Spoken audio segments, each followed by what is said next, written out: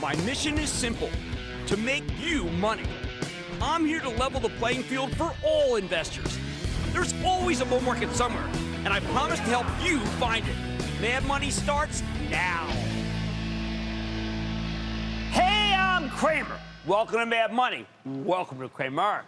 Other people want to make friends. I'm just trying to help you make money. My job is not just to entertain, but to educate and teach you about what is becoming a very difficult bear market. So call me at 1-800-743-CNBC or tweet me at Jim Cramer.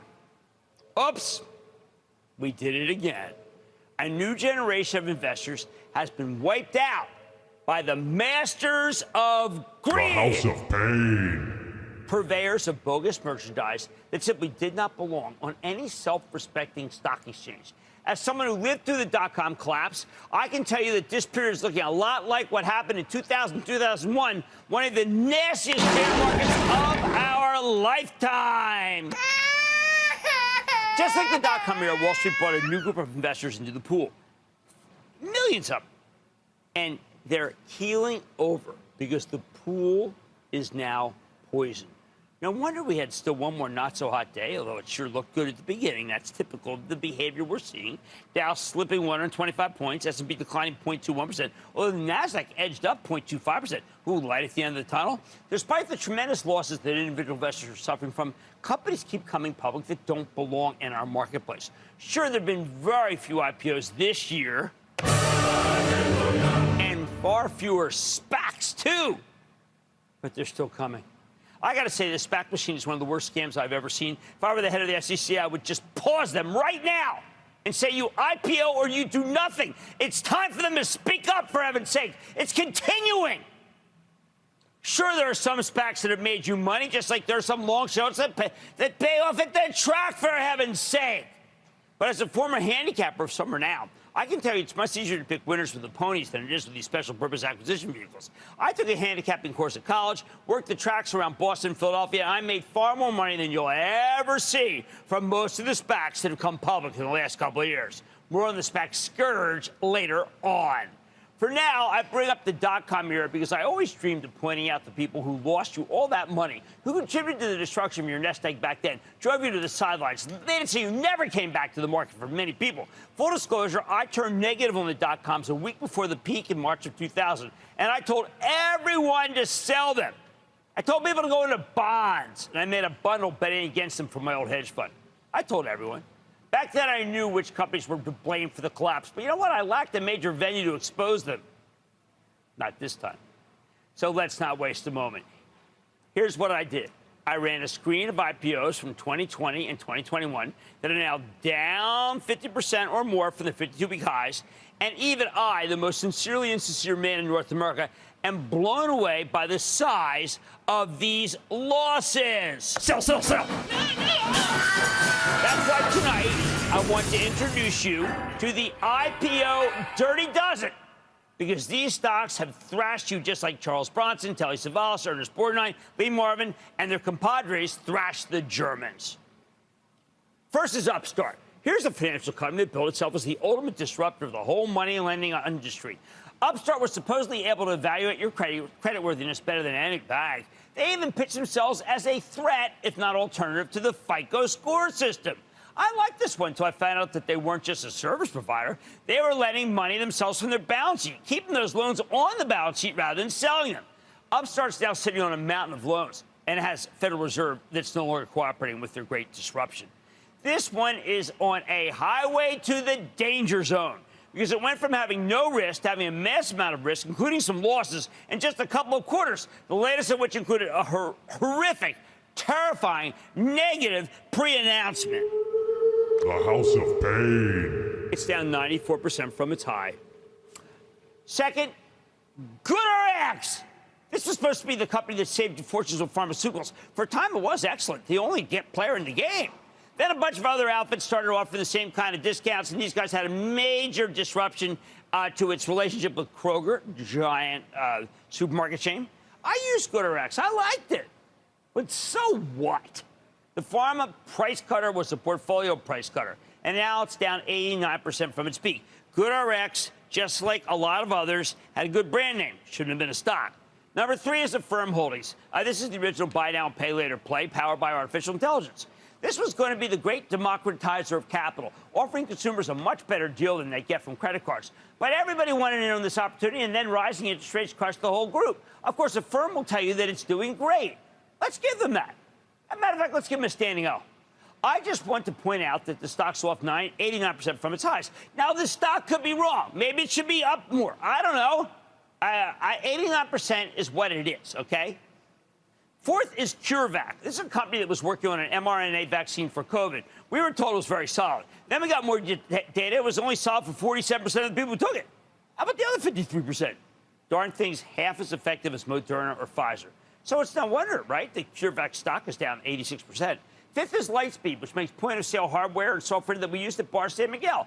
I didn't like this one because every couple of weeks another company would come in and offer us a better point-of-sale deal. It seemed like everyone wanted a piece of our register, which is not worth that much anyway. No barriers to entry, no end to the pain. Lightspeed down 86%. 86%. These are not laughing matters. 6, Asana's a quandary. Some swear by this work management software play, and the CEO recently bought a lot of stock. But the darn thing peaked at more than 72 times sales, not earnings, sales. The poster child for overvaluation. It's now fallen 85%. 7th is Oatly, which is one of those brands that morphed into a company that morphed into serious losses. In retrospect, Oatly was trying to cash in on the plant-based movement like Beyond Meat, but there turned out to be no movement, or at least that's what the stock's saying. And now, look, I actually like oat milk, which is a good reason to buy oat milk, and a bad reason to buy Oatly stock. Now down 84%. 8, we have Unity Software, which has a great product, but that product's tied to gaming at a time when gaming's being slaughtered. Some feel this is like Zoom of gaming software. It's down 84%.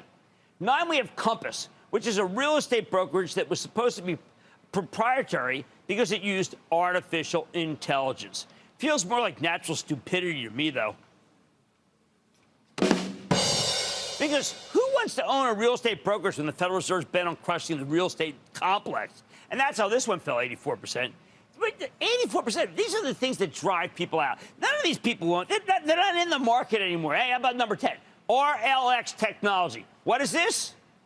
A Chinese vaping play. Need I say more? It's also off 84%. A Chinese vaping play. They make this up. Do they make these up? I'm asking you, do they make them up? Yeah. They're making them up. They're making them up. Looking at my staff, ask if they're making them up. Are they making them up? Yeah. Number 11, Too Simple, TU. TU Simple. Whoa. This is an autonomous driving truck company. The stock turned out to be too hard. Except for the people who lost money. It's down 83%. Finally, it's been a tough slog for crypto, hasn't it? So it's been a tough slog for Coinbase. The company tried to school the head of the SEC on how crypto really works. Did not end well. Coinbase is down 83% too. When the book is written on this era, or when the many books are written on this era, there'll be a ton of commentary on SPAC charlatans. There'll be lots to say about those who con you into believing that the downside was much lower than the ceiling. But some of the most egregious offenders were the dirty dozen that hit you with repeated unsportsmanlike conduct down there, giving you the business, and ultimately put your portfolio in injured reserve. Here's the bottom line. If you own more than one of these, you're probably not even watching, so hey, sorry. You're gone into the ether, or maybe the 2-year treasury, and away from the charnel house that is the IPO market class of 2020, 2021. The shame! The shame! Joe in New York. Joe. Booyah, Jim. Booyah, Joe. The company I want to ask you about today has a new CTO. He previously ran the technology arm at MLB and was the CTO at Disney+. Disney+ is well known for video streaming. What type of impact could video streaming have for shareholders of SiriusXM? Well, you know, look, SiriusXM is a play on the sale of cars. And the sale of cars has not been that good. Don't even think for a moment that there's something else to it. That is the key data, sale of cars, and the sale of cars is not doing that well. Sometimes I get so upset because it's just a replay of 2021, of 2000, 2001, and I lived through that. And I did my best to get people out of those, and I'm doing my best now. And I got you out of most of these stocks, but not all of them. And for that, I am so upset. But at least I tried. Did they? If you own more than one of these recent IPOs, you're probably not even watching. You're gone into the ether, or maybe even into the 2-year Treasury, and the market owes you an apology. On Mad Money tonight, Spartan Nash helps to get groceries to your store. And we're getting an inside look at the state of grocers in the U.S. with the company's CEO. This is a winner. Then, with the market's latest leg lower, we've spotted something that might actually protect you, a list of accidental high yielders that may be worth watching. And Social Capital announced last week that it was unwinding 2 of its SPACs. I'm taking a closer look at that hideous group, that space, and tell you what the future means for there. But all that did, too, is take away your money. So stay with Cramer.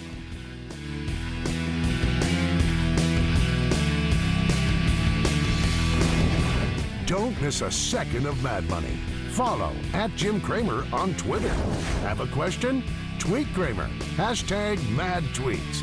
Send Jim an email to madmoney@cnbc.com or give us a call at 1-800-743-CNBC. Miss something? Head to madmoney.cnbc.com.